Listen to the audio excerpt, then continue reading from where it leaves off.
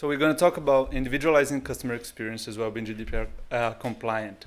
I want to talk to you a little bit about why, but I guess that's not news to you, so you probably know why would you do that. So I'm going to bring some market stats in order to support why is that a trend that's going to grow. But also I'd like to bring our own experience as Exponia with some of our clients on how are we doing that personalization, to which degree, how does it affect, and how do we do that in a way that is GDPR compliant. So it's going to have a very practical tone to it, given that's what I do, right? Yeah. Oh, sorry. Yeah, so here's pretty much the what you got as the theme of today. And instead of what's just reading what's over there, I would like you to imagine, right? A customer comes to your website, and let's say you have an e-commerce, and you have 5,000 SKUs of different categories, different areas, and your website could pretty much look like a standard place with content that are not tailored to me, and I don't know exactly what to look for, or it could look like something that relates to the campaign from which I just came, or that relates to the products that I usually buy. And as I navigate through this website and I start to get engagement, marketing engagement, it all speaks the same language. So I receive a banner, or the website looks in a certain way, conveying a message about, let's say, a dress. That's what you're interested in. You navigate, you get scored, or you get a probability of conversion of a certain type of dress. You receive an email. That email must contain that same line of dress you're looking at. However, if you already looked at a dress and didn't purchase it, unless it's an abandoned cart, why would you even go forward and be promoting that? So you don't want your marketing to be dumb in the way to speak what was already purchased, in the way to speak what has clearly already been not interested for the customer. And the only way to do that is if you get a lot of data in the same place, in a very granular level. And the complication will be, if you have all this data at customer level, are you compliant, right? Now, for the why you should do that, I'd like to bring market stats, but I'd like to make that more interesting than just saying market statistics. So I'd like to make a quiz. And whoever gets more right about how the market works is going to get an Amazon Echo. I don't work for Amazon, but we do have an integration to Amazon. So it's really cool. You can, you have your Echo there, and you can say, how are my sales doing for the last 7 days? And it pops up, gives you that metric. So it's really cool. You have on your seat the sheets of paper. I'm going to put you the questions. You answer. My colleagues, Dale and Alan, will collect it.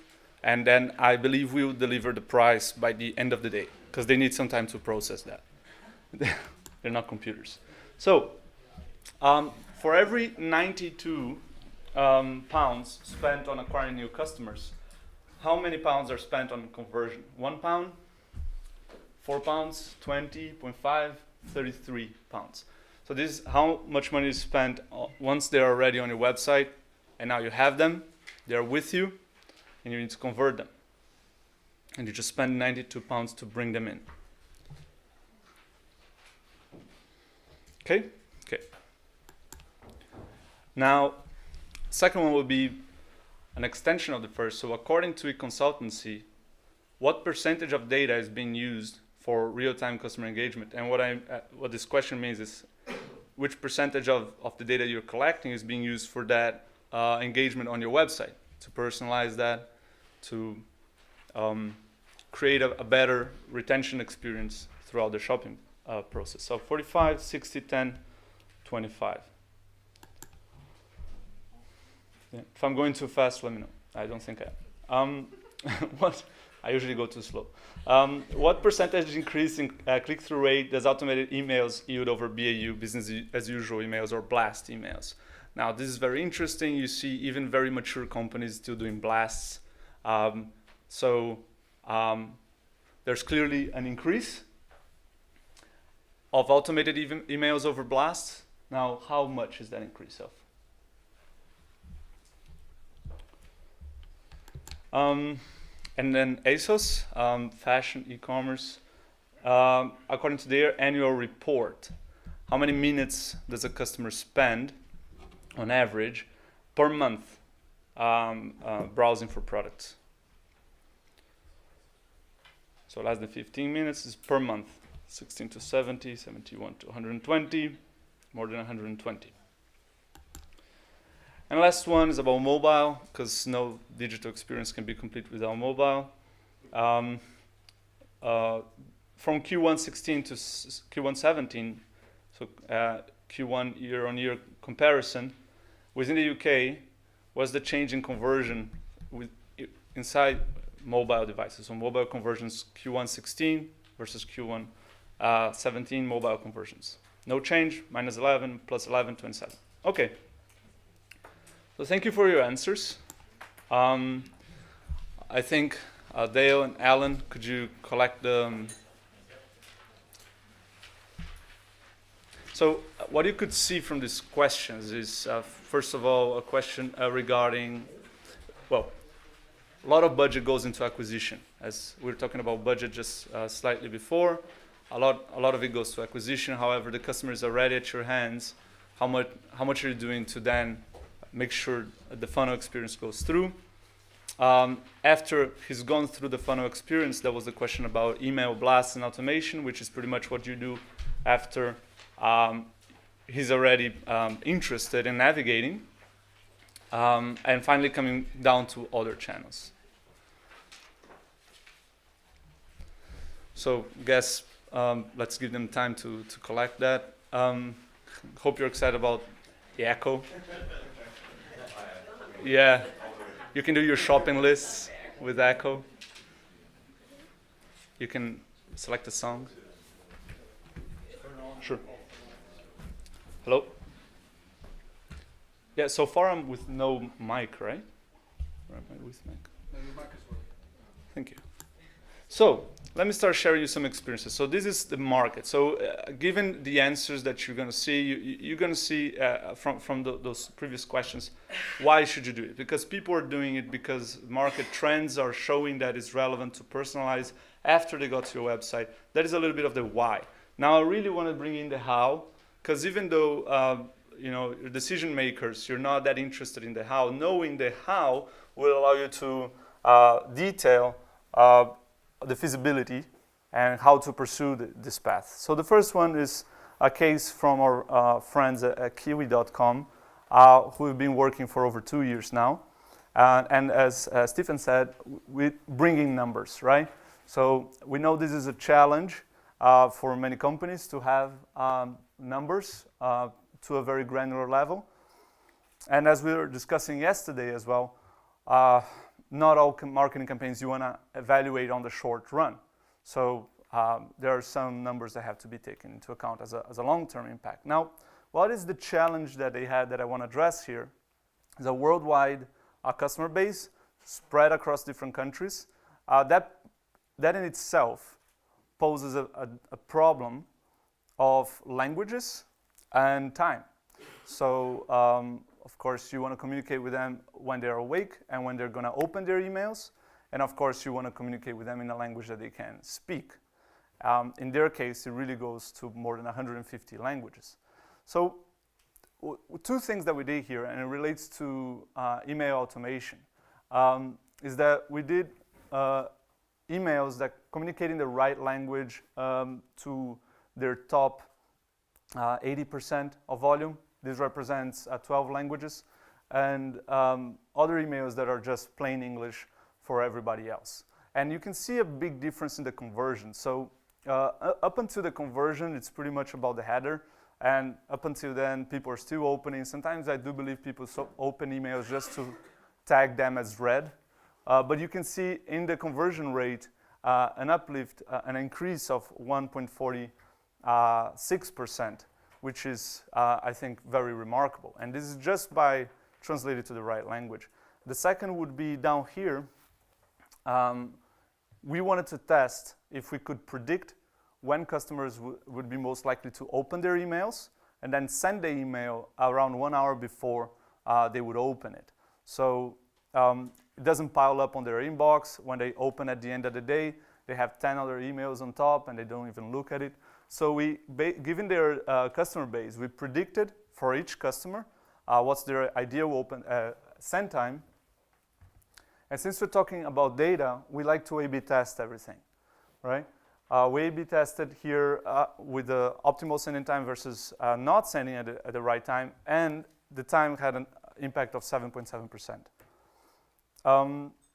Now, I think there's also an important point here, which is when you're doing a campaign like this, are you willing to sacrifice 10, 20% of your potential gain just so that you know how much you're gaining?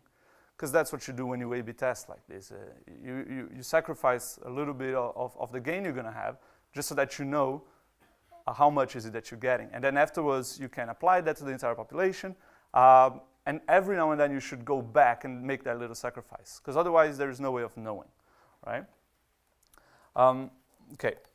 Now, the next case with our friends from T-Mobile is a pilot project we did in Montenegro. I know it's a small country. But it was a very interesting pilot where, when we talk about acquisition and customer engagement in the digital channel, sometimes we forget that for the customer, he comes to your brick and mortar shop, he's interacting with you. He comes to your website, he's interacting with you. Especially with telco, it can be quite frustrating when you go to a shop and you say, I have bills that don't match, and then you go to the website in the call center and you have to retell your story. So what's the idea is that a customer that would come to a brick and mortar shop would talk to an agent. From that, it would create a lead that we would activate on email and then SMS, and follow up finally with a call center call. Call center being an expensive channel, we leave that to the end once the lead is qualified. And then the call center people can outbound call these people to convert. We got a very good result, I think. So 6% better conversion. That means a 17.5% uplift. Just basically because when they were calling these people, they were already, first, you knew what to talk about. Second, they were ready for it. They actually wanted to be called. So I don't know why we would use such an expensive channel for calling people that don't want to be called. Yeah, so here we're really leveraging, I think another message that I put across in the first paragraph is your digital channel is not just a platform for conversion. It is a platform for communication. And that's what this case shows, because how did we do it is the agent would, with the customer, navigate on the website as they are on the store. So then the telcos having such a good website in the sense of information allowed this digital channel to be reflective of a real life conversation. You're talking to someone and you want to show a package, you just show it there, it's right there. Now, the next case, it's from friends from Chile. So very different offering. You're selling a course. So when you're selling something complex, such as a education course that would go for 6 months, it's a high expenditure, it's complex product. How do you get the customers to be ready for that conversion? We nurture them. That's the name we come up with. So you need to nurture them in a way that is personalized and in a way that is cost efficient. So basically the customer comes to the website, you start scoring them based on their navigation. So you have courses on math, on history, on whatever. You can then see their interests, their likelihoods, and you start with the first email saying, is this what you're interested in? Would you like to subscribe? Also, when you're asking for commitment, when you're generating leads, make sure to escalate those leads. So if it's a low score, it's not really someone that might be super willing to fill out a huge form. So make a small form, right? If it's a customer with a big score, the interest is there. So feel free to make the leap for the larger form. So it's pretty much because, of course, if customer commits once with a small form, he's less likely to commit the second time for a bigger form unless he's truly interested. So you don't want to be bugging him with sequential forms. So just score him properly, get him the right engagement, and then follow up on your next email with a message that makes sense. Okay, so what you saw up until now was one example of automated emails with Kiwi, one example of really omni-channel experience with T-Mobile, and one example of customer scoring, and we could do this with predictive as well, for tailoring to the preferences. GDPR, finally. Because it's gonna, so the way I'm looking at it, in a very practical way, it gets much simpler. We're doing really, Expontia is like becoming one of the first SaaS companies that is fully GDPR compliant. There's a lot I could say about that, but if you want to look in practice, you want to reduce complexity. And that's why I put this table here, because that's basically it. It's about getting consent. It's about being able to anonymize. It's about being able to tell what you know about the customers, and ability to completely forget the customer. So what we're doing for one client, still ongoing, of course, they do have millions of revenue in their marketing campaigns. And now that list is gonna go, they don't know how much that's gonna decrease. So how to reduce damage? First thing is you had consent. Everybody had consent since always. That's called unsubscribe. But is that compliant?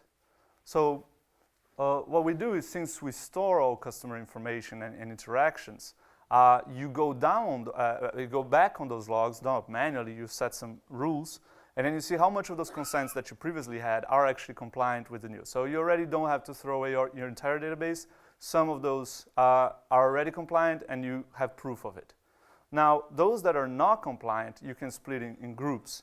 So some would have been non-compliant according to GDPR, but they clearly showed a willingness to receive your newsletters. It might just have been that your newsletter box at a certain month was not with the wording that GDPR requires. So for that one, you want to make a specific action right now, especially before GDPR comes into place, just to transform him as compliant. Given that this customer has the interest, it's very likely that he will just give you the new compliant consent. And then the remaining unsubscribers, the remaining customers that are not subscribed and are not even haven't truly engaged with you. So those are the customers you kind of stretched a little bit to communicate with, because everybody does that. Those you should really kind of just put a halt and start engaging with them to get a consent the same way as you would to get a lead, right? So you score them and you see what's the right time to ask for a consent for campaigns, what's the right time to get a consent for cookies, of course, and all that. Yeah, so that segmentation, in the end, it's very important. Okay, so now this is a little bit of the how. You saw 3 ways to do the personalized on emails, omni-channel, and on the website. You saw a little bit of GDPR. Now let's go back to the why, and I hope it's going to become very clear why. So for every every 92 pounds spent on acquisition, 1 pound is spent on converting on average. It's low. It's very low because acquisition is very expensive, and you have them right at your hand, and your digital channel is supposed to be your virtual face. So there's a lot of room there.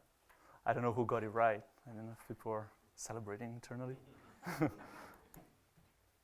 Now, which percentage of data is used for this on-site customer engagement? Only 25%.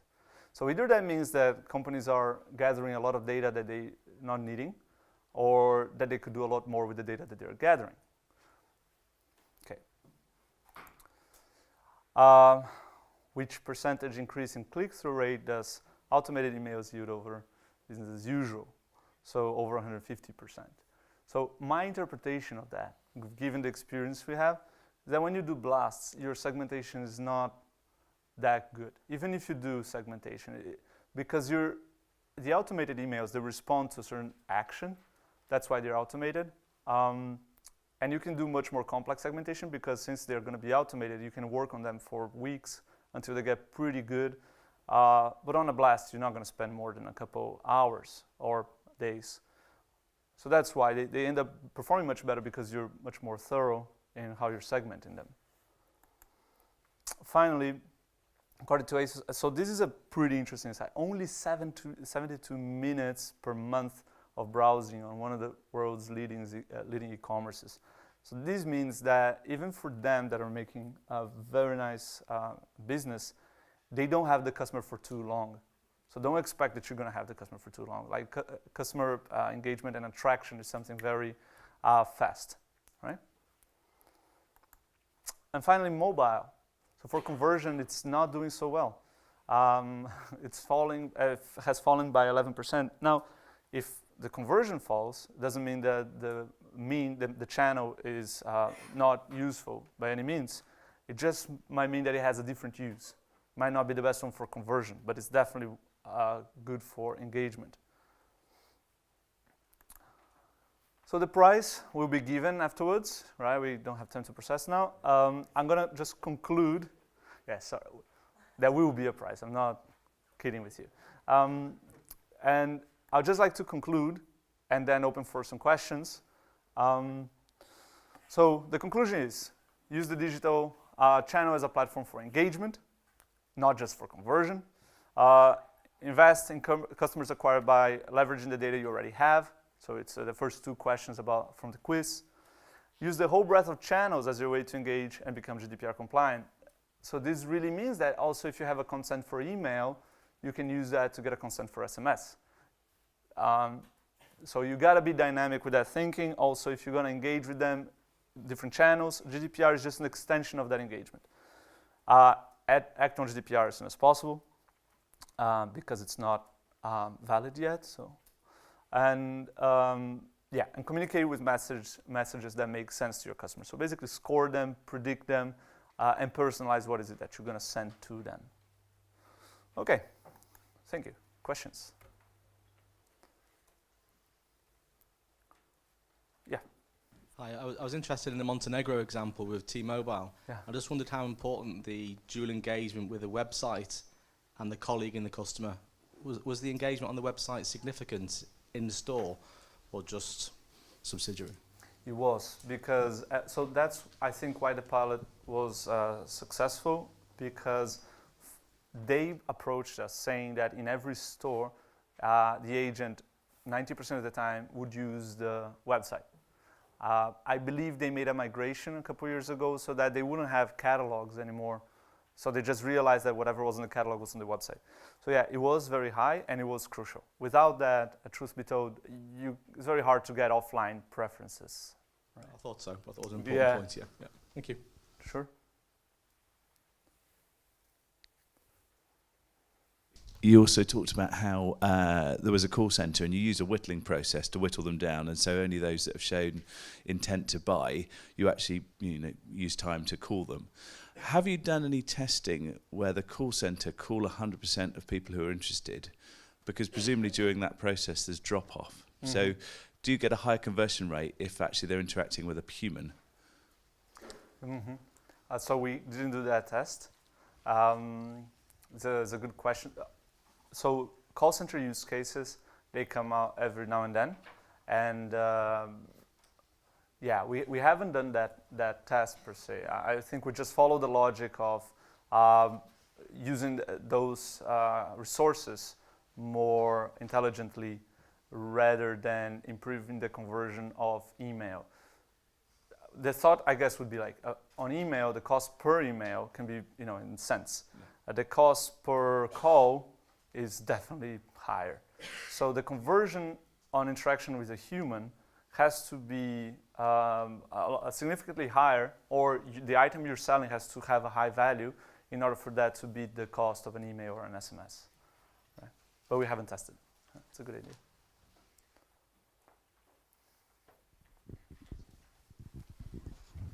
Where in the journey do you see the value of chatbots, be they either human or AI or a combination? Where will they add value, do you think, and where do you think they could be more annoying for customers? Yeah, the chatbot interaction has to be short, because either the chatbot got it right or it didn't, right? So it's very annoying, a chatbot that got it wrong and is trying to get it right.